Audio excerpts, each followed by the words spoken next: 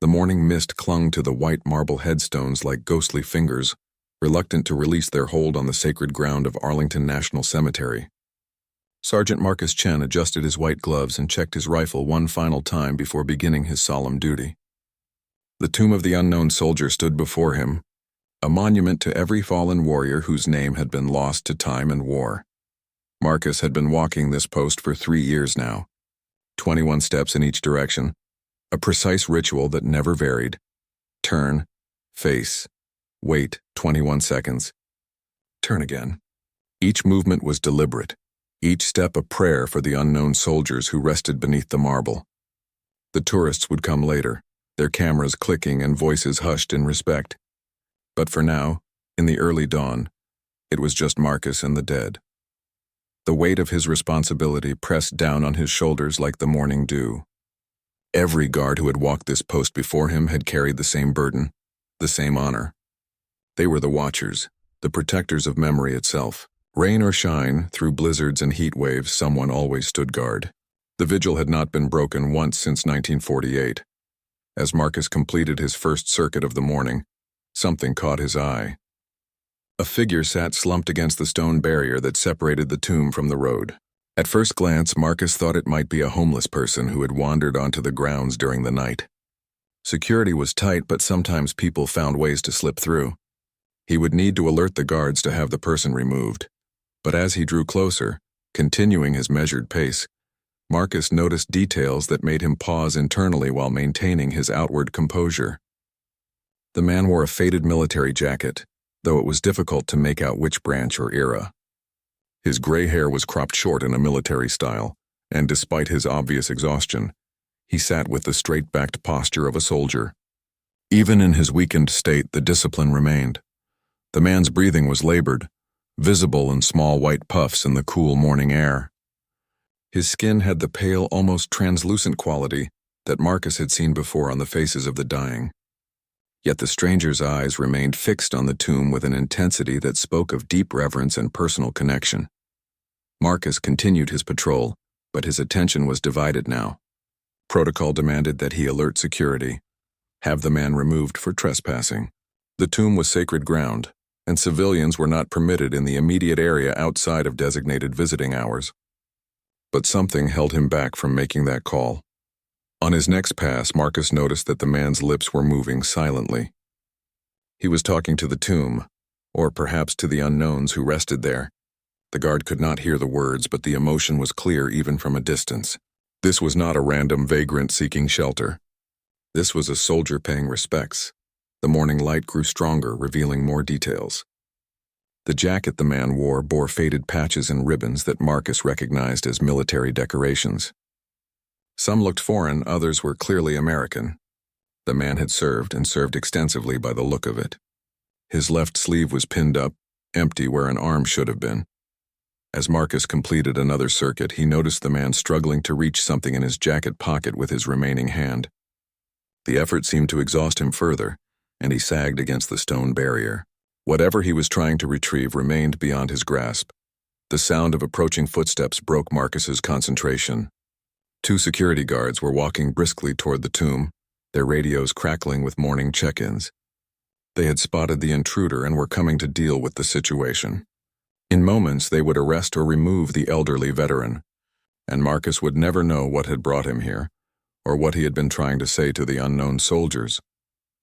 Marcus faced a choice that would define not only his mourning, but perhaps his entire understanding of what it meant to be a guardian of this sacred place. The regulations were clear, but so was the unspoken bond between soldiers.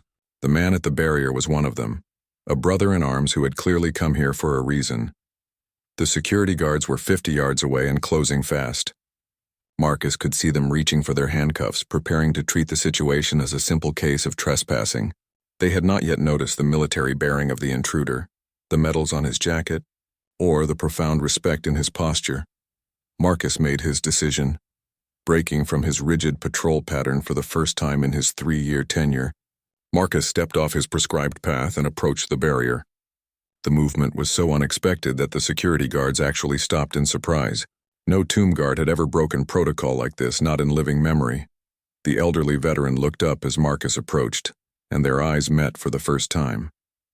The older man's face was lined with pain and exhaustion, but his eyes held the clear intelligence and strength of a lifelong soldier. He tried to straighten up, instinctively showing respect for the tomb guard's position, but his body would not cooperate. "Sir," Marcus said quietly, his voice carrying the respect due from one soldier to another. "I'm Sergeant Chen, are you all right?" The veteran's eyes filled with tears, though his voice remained steady when he finally spoke. "I came to say goodbye," he whispered. "The doctors, they say I don't have long. I wanted to thank them one more time." The security guards had resumed their approach, but more slowly now, recognizing that something significant was happening. Marcus looked down at the veteran's remaining hand, still clutching weakly at his jacket pocket.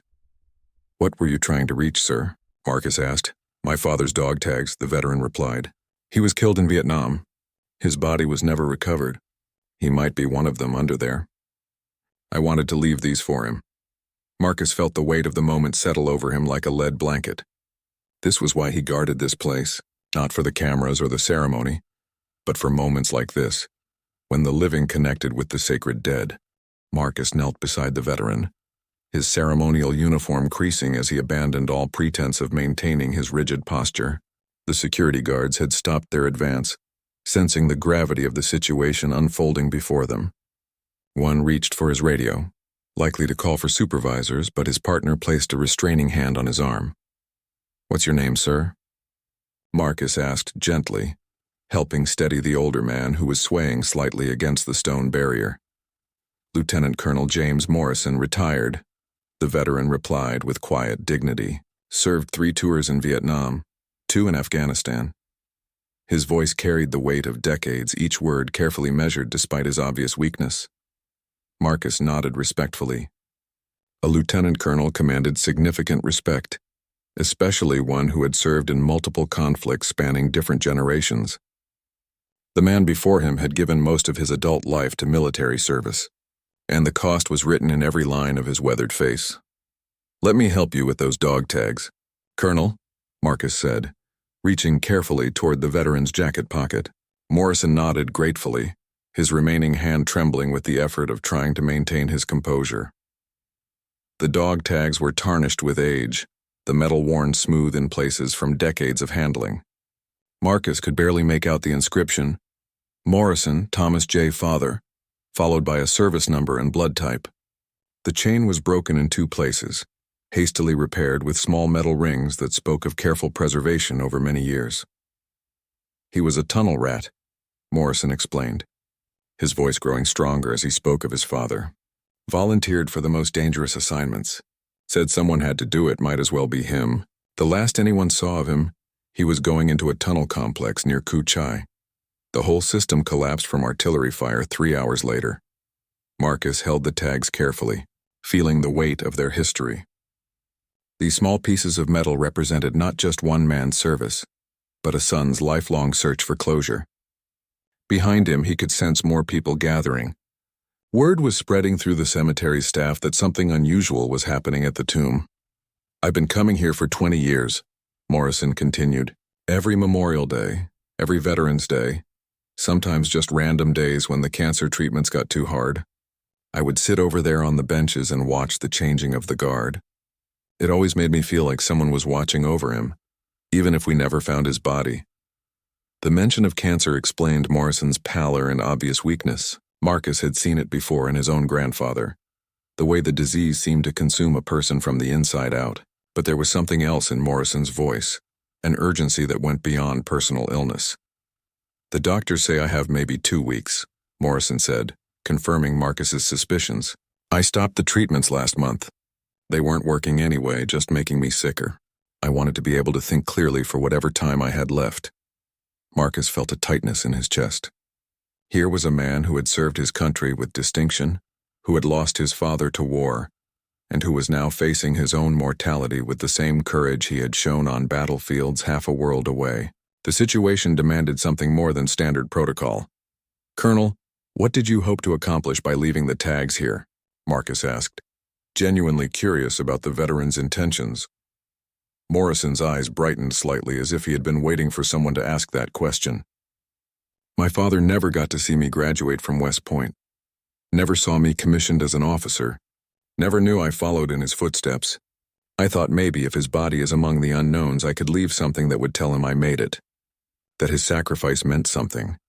The logic was deeply personal and profoundly moving.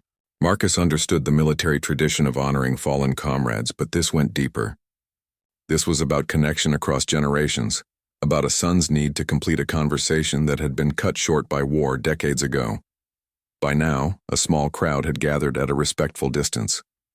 Marcus could see his relief guard approaching, along with several senior NCOs and what appeared to be a chaplain. The unusual scene of a tomb guard breaking protocol had drawn attention from throughout the cemetery staff. "Sir, I want to help you," Marcus said, making another decision that would likely end his career as a tomb guard. "But I need you to understand something. What you're asking isn't just about breaking rules. This place has meaning because of those rules. The continuity, the precision, the unwavering dedication, that's what makes it sacred." Morrison nodded slowly. "I understand, Sergeant. I wouldn't ask you to compromise your duty. I just thought maybe there was a way." Marcus looked at the dog tags again, then at the tomb behind him. Somewhere beneath that marble lay the remains of unknown soldiers from multiple conflicts. Statistics suggested that at least some of them were from Vietnam. Morrison's father could indeed be among them. "There might be a way, Colonel," Marcus said carefully, "but it would require some help from people with more authority than I have." He could see Captain Rodriguez approaching, the officer in charge of the tomb guard detail. The captain's expression was unreadable, but Marcus knew he would have to explain his actions quickly and convincingly. Behind the captain walked a two-star general that Marcus didn't recognize, drawn by the unusual commotion. "Whatever happens next," Morrison said quietly, "thank you for treating me like a soldier instead of a problem to be removed." Marcus stood and came to attention as the officers approached. His career was likely over, but he felt no regret. Some things were more important than regulations, and honoring the bond between soldiers was definitely one of them. The conversation that followed would determine not just Marcus's future, but potentially change how the military understood its obligation to the families of the fallen.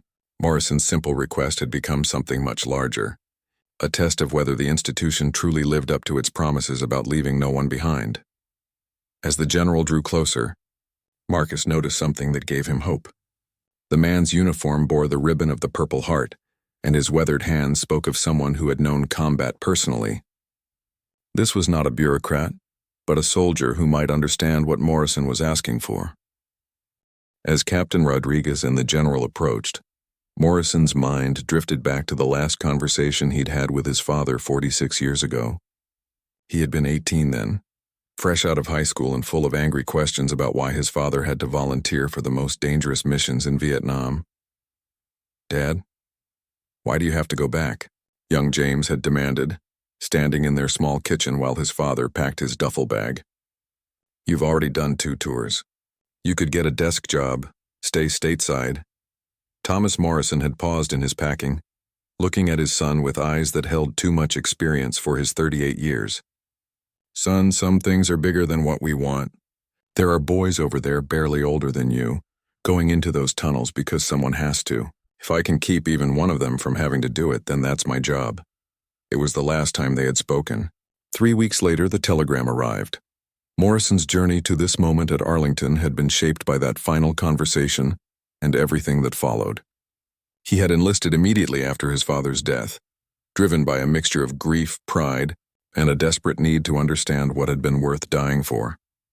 West Point had been brutal, but Morrison had pushed through, carrying his father's memory like a torch. Every difficult exercise, every sleepless night studying, every moment of doubt was answered by the simple question, what would Dad do? The answer was always the same: push forward, serve others, never quit. His first deployment to Vietnam in 1975 had been during the final withdrawal. Morrison had been a green second lieutenant, watching his country abandon a fight his father had died for. The bitterness had nearly consumed him, but his commanding officer, Colonel Sarah Chen, had pulled him aside one day.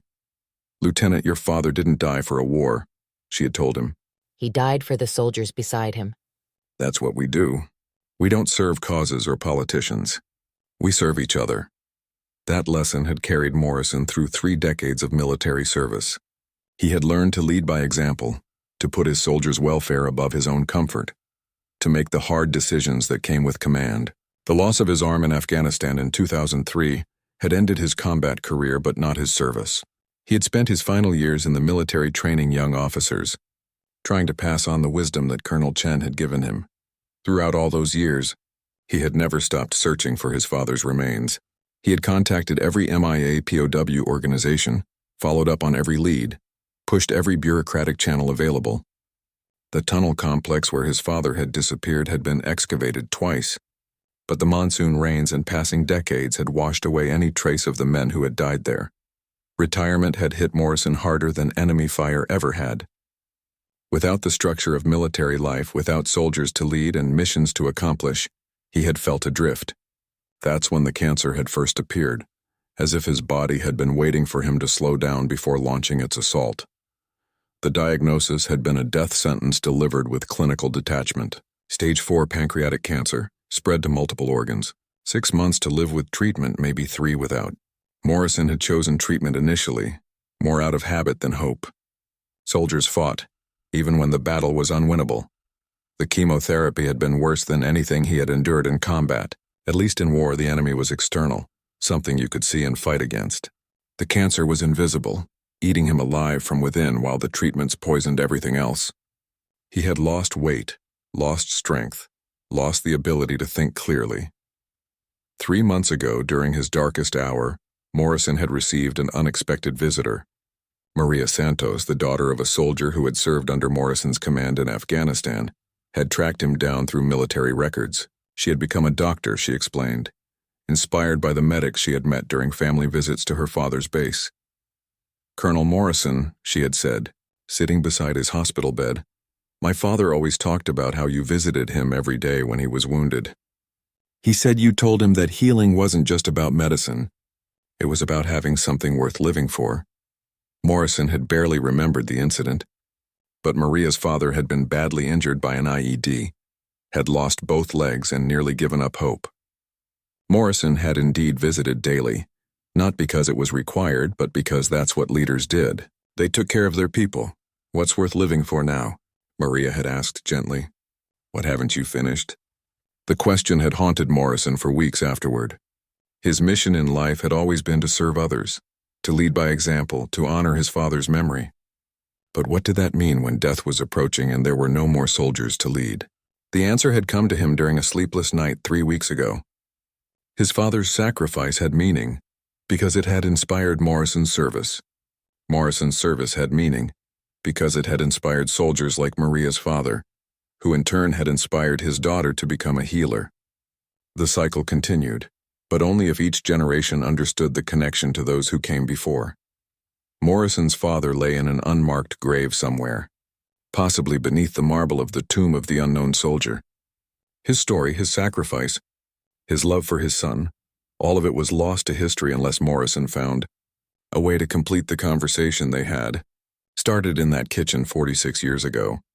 That realization had driven Morrison to stop the treatments and make one final journey to Arlington.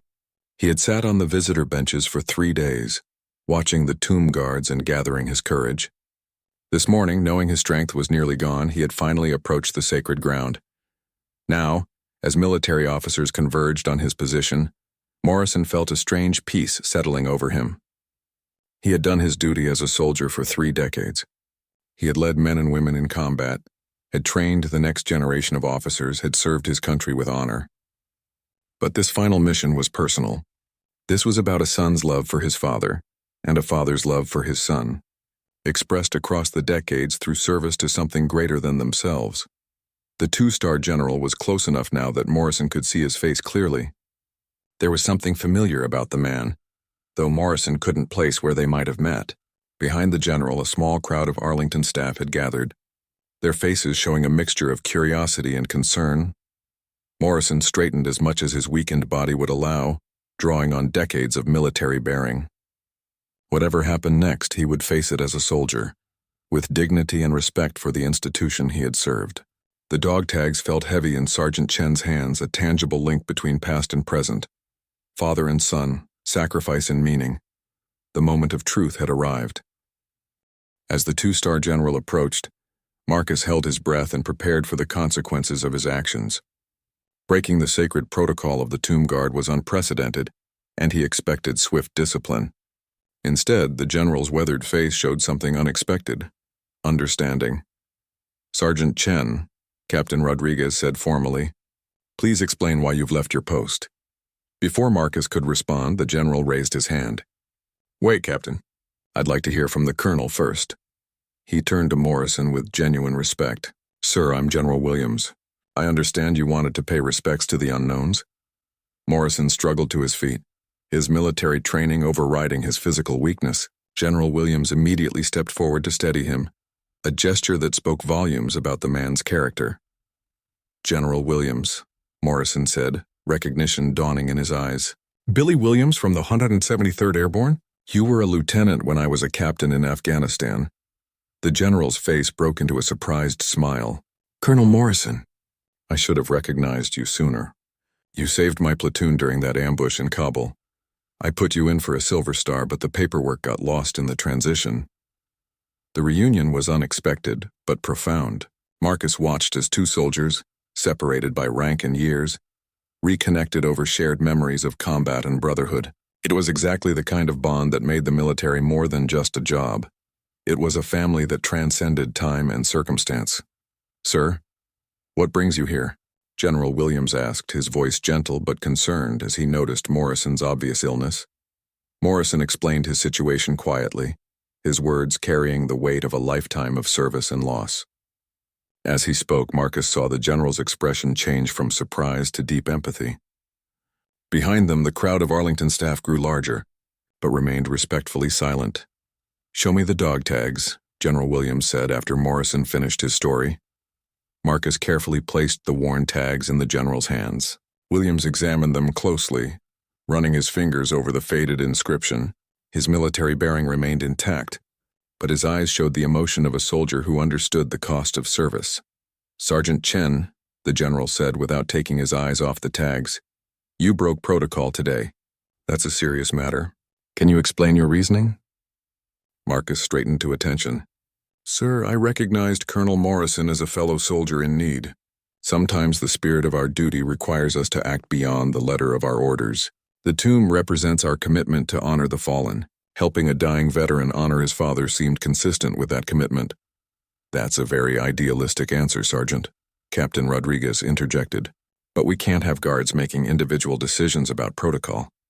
The tomb's significance comes from its consistency, its unwavering adherence to procedure." General Williams held up his hand again. "The captain makes a valid point about protocol, but this situation is unique." He looked around at the gathered crowd, then back at Morrison. "Colonel, what exactly are you asking for?" Morrison's voice was steady despite his weakness. "I want to leave my father's tags where he might rest, General. If there's any chance he's among the unknowns, I want him to know that his son became the officer he hoped I'd be. I want him to know that his sacrifice mattered." The general was quiet for a long moment, weighing duty against compassion, regulation against humanity. Around them, the normal sounds of Arlington continued: the distant rumble of traffic, the whisper of wind through the trees, the soft conversations of early visitors arriving for the day. "Sergeant Chen," General Williams finally said, "resume your post. Continue your duties normally." Marcus felt his heart sink. He had expected this outcome, but the disappointment was still sharp. He began to hand the dog tags back to Morrison, but the general stopped him. "However," Williams continued, "today marks the anniversary of the Vietnam unknown's reinterment. On this date each year, we traditionally hold a special ceremony to honor all unknown soldiers. Colonel Morrison, would you be willing to participate in that ceremony as our honored guest?" Morrison's eyes widened with surprise and gratitude. "Sir, I would be deeply honored." General Williams turned to the crowd of staff that had gathered. "I want a full honor guard assembled in 2 hours. Contact the old guard commander and arrange for a wreath-laying ceremony. Colonel Morrison will place a memorial wreath on behalf of all families of unknown soldiers." The general's aide, who had been standing quietly nearby, immediately began making notes and reaching for his phone. Captain Rodriguez still looked uncertain about the precedent being set, but nodded his acceptance of the general's decision. "Sir," Morrison said quietly, "what about the dog tags?" General Williams smiled. Colonel, during the ceremony, you'll have the opportunity to approach the tomb as our honored guest. What you choose to do at that moment will be between you and the unknown soldiers who rest there. Marcus felt a surge of admiration for the general's solution. He had found a way to honor Morrison's request while maintaining the dignity and protocol of Arlington. The ceremony would provide the formal framework needed to make Morrison's gesture official and meaningful. Sergeant Chen, General Williams said, turning back to Marcus, you showed initiative and compassion today. Those are qualities we value in our guards. However, in the future, when you encounter unusual situations, contact your superiors immediately. We're here to help solve problems, not just enforce rules. Yes, sir, Marcus replied, grateful that his career wasn't ending in disgrace. As the crowd began to disperse to prepare for the impromptu ceremony, Morrison remained seated against the barrier, now looking more hopeful than defeated. Marcus resumed his post, but his movements carried a new significance. He wasn't just guarding the tomb anymore. He was protecting a sacred moment that was about to unfold. Dr. Maria Santos, the young woman who had visited Morrison in the hospital, arrived just as the preparations began. She had driven through the night after Morrison had called her, knowing that his final mission was beginning. She would serve as his support during the ceremony, ensuring that his physical limitations didn't prevent him from achieving his goal. The word spread quickly through military channels. Within an hour, dozens of veterans began arriving at Arlington, drawn by the news that one of their own was making a final pilgrimage to honor his father. They came in wheelchairs and on crutches, wearing old uniforms that no longer fit quite right, carrying flags and flowers and their own memories of fallen comrades. What had started as one veteran's personal quest was becoming something much larger, a spontaneous gathering of America's military family, united in their desire to ensure that no sacrifice was forgotten and no soldier faced their final moments alone. Marcus continued his precise patrol, but he could feel the electricity in the air. Something special was about to happen at Arlington, something that would remind everyone present why they served and what it meant to be part of the military brotherhood. Within 2 hours of General Williams's announcement, Arlington National Cemetery had transformed. What began as a routine mourning had become something extraordinary. As word of Colonel Morrison's story spread through the vast network of military families, veterans organizations, and active duty personnel throughout the Washington, D.C. area.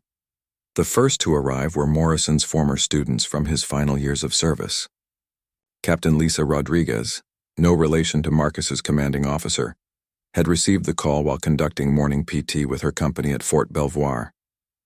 She had immediately requested permission to bring a delegation to represent all the young officers Morrison had trained. Sir, taught us that leadership isn't about rank, she told her soldiers as they assembled in dress uniforms. It's about taking care of your people, especially when they can't take care of themselves. Today we take care of him. The convoy of military vehicles arriving at Arlington caught the attention of local news crews, who initially thought they were covering a planned ceremony. When they learned the true story, a dying veteran's quest to honor his fallen father, the news spread even faster through social media and news networks. Master Sergeant Robert Kim, who had served under Morrison in Afghanistan, flew in from Fort Bragg on an emergency military transport. He brought with him a folded flag that had covered the coffin of a young soldier Morrison had tried desperately to save during a mortar attack. The soldier's family had requested that the flag eventually find its way to Morrison, knowing he had never forgiven himself for the loss. The colonel carried that kid's death with him for years, Kim explained to the gathering crowd. Maybe this will help him find some peace. Dr. Maria Santos watched the arrivals with amazement.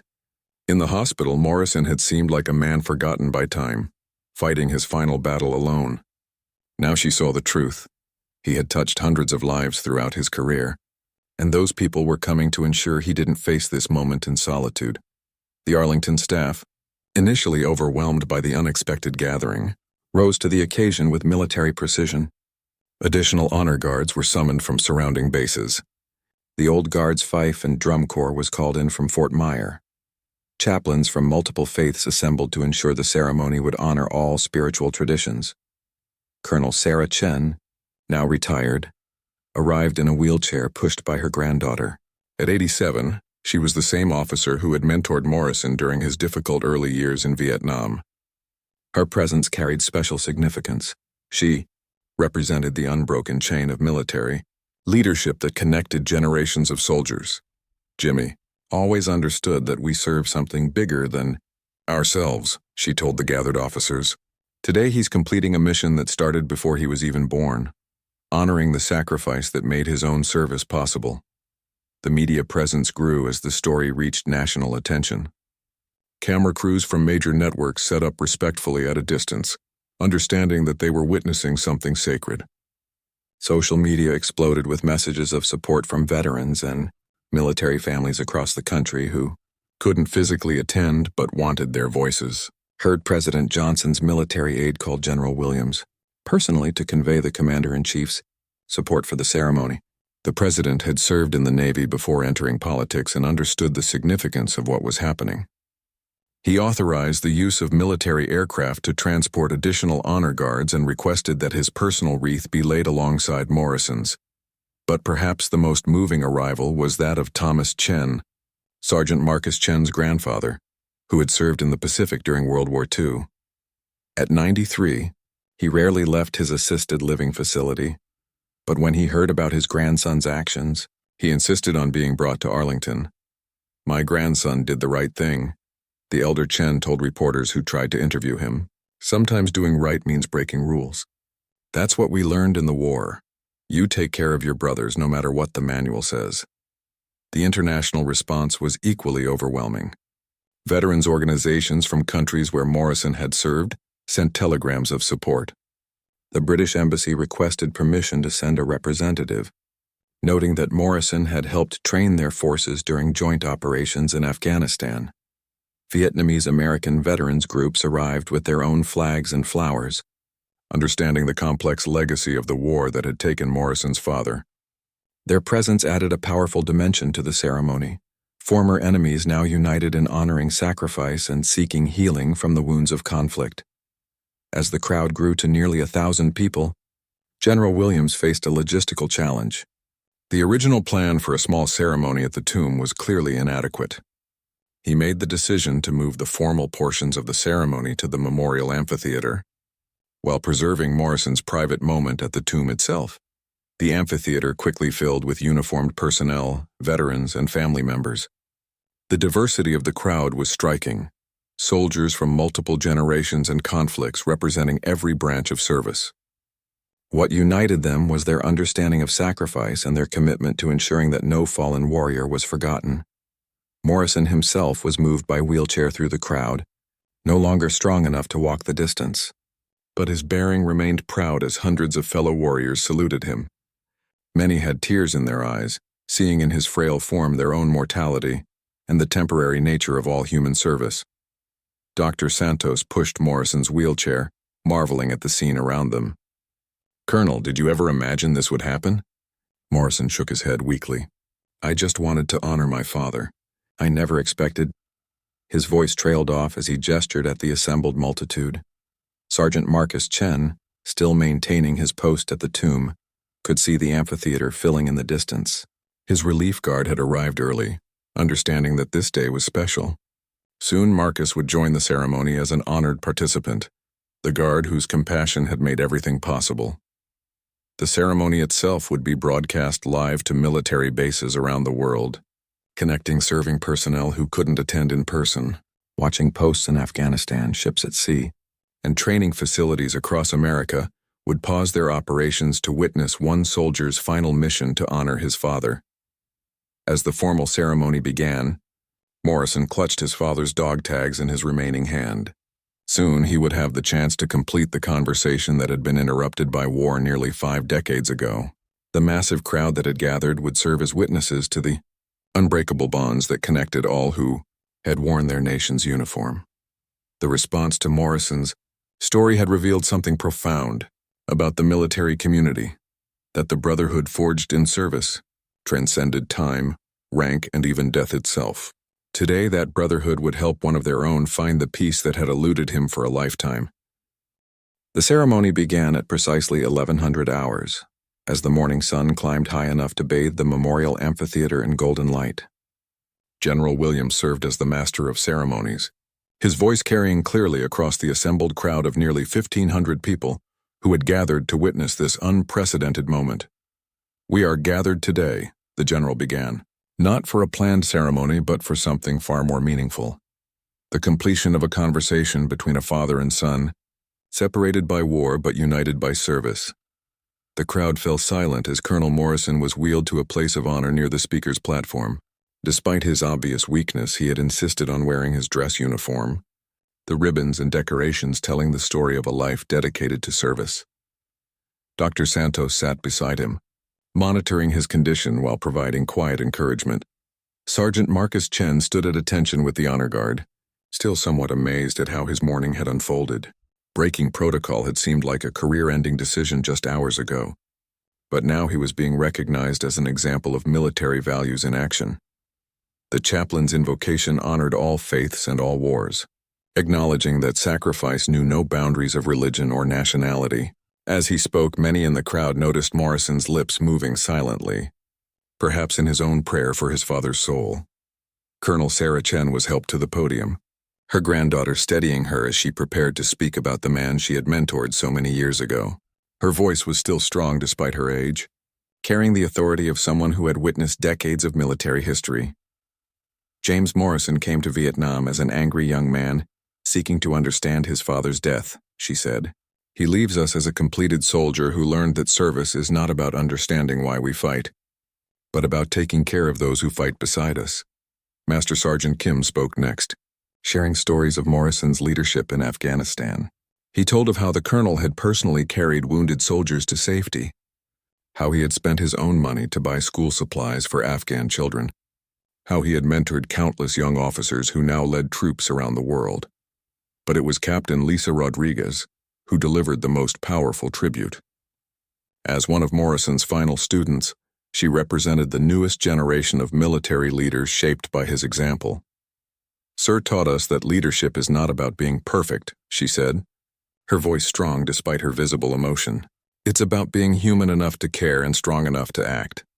Today we see the final lesson in Colonel Morrison's curriculum, that true honor means never forgetting those who came before us. As the formal speeches concluded, the moment everyone had been waiting for arrived. General Williams announced that Colonel Morrison would now approach the tomb of the unknown soldier to lay a wreath on behalf of all families of unknown warriors. The massive crowd began moving in an orderly procession toward the tomb plaza. Military discipline maintaining perfect organization, despite the emotional weight of the moment. Television cameras followed at a respectful distance, broadcasting the scene to millions of viewers around the world. At the tomb itself, the honor guard stood in perfect formation. Sergeant Chen had been given the honor of escorting Morrison for the wreath-laying, a recognition of his role in making this moment possible. The irony was not lost on him. The same compassion that had broken protocol was now being celebrated as the highest expression of military values. Morrison was helped from his wheelchair and supported by Marcus and Dr. Santos as he approached the tomb. Each step was clearly difficult, but his determination never wavered. The crowd behind them maintained absolute silence, understanding that they were witnessing something sacred. The wreath was magnificent, red, white and blue flowers arranged with military precision, bearing a simple inscription, "For all unknown warriors, from their remembered brothers." General Williams had insisted that Morrison's name not appear on the wreath, making it truly representative of all families who had lost someone to the anonymity of war. As Morrison placed the wreath at the base of the tomb, his remaining hand trembling with effort, he whispered words that only those closest to him could hear. "I made it. Dad, I became the man you wanted me to be." But Morrison wasn't finished. From his uniform pocket, with Dr. Santos's help, he retrieved his father's dog tags. The chain had been repaired once more, polished to a subdued shine that caught the afternoon light. For a moment he held them against his chest, completing a ritual of connection that had begun in that kitchen 46 years ago. Then, with a movement that seemed to draw on his last reserves of strength, Morrison stepped forward and placed the dog tags at the base of the tomb, nestled among the flowers of the wreath. The simple metal tags seemed insignificant against the massive marble monument, but their meaning was immeasurable. "Thank you for your sacrifice," Morrison said, his voice barely audible but carrying clearly in the absolute silence. "I love you, Dad." The moment stretched endlessly, father and son finally reunited across the decades. Morrison stood swaying slightly, supported by Marcus and Dr. Santos, his eyes closed as if listening for a response that only he could hear. Then something remarkable happened. From somewhere in the crowd, a single voice began singing Amazing Grace, the traditional funeral hymn that had comforted grieving families for generations. Other voices joined in, creating a chorus of 1,500 people united in song. Morrison's legs finally gave out, and he collapsed to his knees before the tomb, but his face showed peace rather than distress. Dr. Santos immediately checked his vital signs while paramedics moved forward, but Morrison waved them away with his remaining hand. "I'm all right," he whispered. "I'm finally all right." The song continued as Morrison was helped back to his wheelchair, the dog tags now resting permanently at the tomb where his father might lie. The mission that had driven him for decades was complete. The conversation that had been interrupted by war was finally finished. As the ceremony concluded and the crowd began to disperse, many people approached Morrison to shake his hand or simply to stand near him for a moment. Veterans who had never met him felt connected to his story, understanding that his journey represented something universal about military service, the bonds that connected all who had served, the sacrifices that echoed through generations, and the love that motivated everything they did. The dog tags would remain at the tomb, eventually incorporated into a small memorial garden that would honor all families of unknown soldiers. Morrison's simple act of love had created something larger than himself, a permanent reminder that behind every unknown warrior was a family that remembered. That evening, as Morrison rested in a nearby military hospital, monitored by doctors who marveled at his strength, he received a call from the White House. The president personally thanked him for his service and for reminding the nation of the true meaning of sacrifice. But Morrison's greatest satisfaction came from a simple fact: his father's dog tags now rested where they belonged, among the honored dead who had given everything for their country. The conversation was complete, the circle was closed, and a son's love had finally found its proper home. 3 weeks after the ceremony, Lieutenant Colonel James Morrison passed away peacefully in his sleep at Walter Reed Medical Center. His last words, according to Dr. Santos, who had maintained a bedside vigil, were "mission accomplished." The funeral drew thousands of mourners, but Morrison's greatest legacy was already taking shape in ways no one could have anticipated. The story of the tomb guard who broke protocol to help a dying veteran had captured the imagination of people around the world. Sergeant Marcus Chen found himself reluctantly famous, interviewed by news programs and invited to speak at military academies about the importance of balancing duty with compassion. "I didn't break the rules," Marcus explained in one television interview. "I followed a higher rule, that we take care of our own no matter what." The military establishment, initially concerned about the precedent set by Marcus's actions, ultimately embraced the deeper message. The Secretary of Defense announced new guidelines for military ceremonies, creating formal procedures for situations where compassion should override protocol. The Morrison Protocol became part of military training, teaching young leaders when and how to make difficult decisions that honor both duty and humanity. General Williams was promoted to 3 stars and given command of Military District Washington, partly in recognition of his handling of the Morrison situation. His ability to find solutions that honored both regulations and human dignity made him a model for military leadership in an increasingly complex world. The tomb of the unknown soldier itself was transformed by Morrison's story. The National Park Service created the Morrison Memorial Garden adjacent to the tomb, featuring a small pavilion where families of missing or unknown servicemen could hold private ceremonies. Morrison's father's dog tags, now encased in a small crystal display, became the centerpiece of the memorial. But the most profound changes occurred within the military community itself. Morrison's story had reminded everyone of the fundamental purpose behind all the ceremonies, regulations, and traditions: to honor those who had served and to support those who continued to serve. Captain Lisa Rodriguez, inspired by her former teacher's example, started a program at Fort Benning to connect young officers with veterans' families. The Legacy Link initiative paired active duty personnel with the families of fallen soldiers, ensuring that no sacrifice was forgotten and no family felt abandoned. Dr. Maria Santos left her lucrative private practice to become the chief medical officer for a veterans organization focused on end-of-life care. She had been deeply moved by Morrison's journey and wanted to ensure that other veterans received the support they needed during their final battles. Colonel Morrison taught me that healing isn't always about curing disease, she explained to colleagues who questioned her career change. Sometimes it's about helping people find peace. The elderly Taiwanese veteran who was Sergeant Chen's grandfather became an unexpected celebrity in his assisted living facility.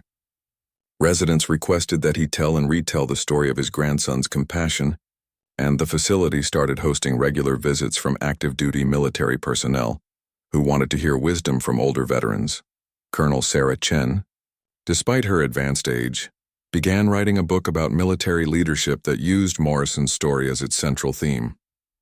She worked with a ghostwriter to capture decades of military wisdom, ensuring that the lessons learned from Morrison's life would continue to influence future generations of officers. The Vietnamese American veterans who had attended the ceremony formed a new organization dedicated to healing the wounds of the Vietnam War. They reached out to Vietnamese veterans on both sides of the conflict, recognizing that Morrison's story transcended national boundaries and spoke to universal themes of loss, honor, and redemption. International media coverage of the event sparked similar movements in other countries. Veterans organizations in Britain, Australia, Canada, and other allied nations began their own initiatives to honor unknown soldiers and support the families of the missing. Morrison's story had become a global symbol of the bonds that unite all who have served in uniform. The changes at Arlington itself were significant. The cemetery established new programs to assist families seeking information about missing relatives. Genealogists and military historians were hired to help families like Morrison's trace the possible fates of their loved ones.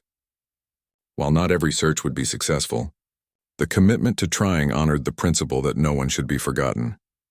Sergeant Chen was eventually promoted to staff sergeant and became the senior instructor for new tomb guards.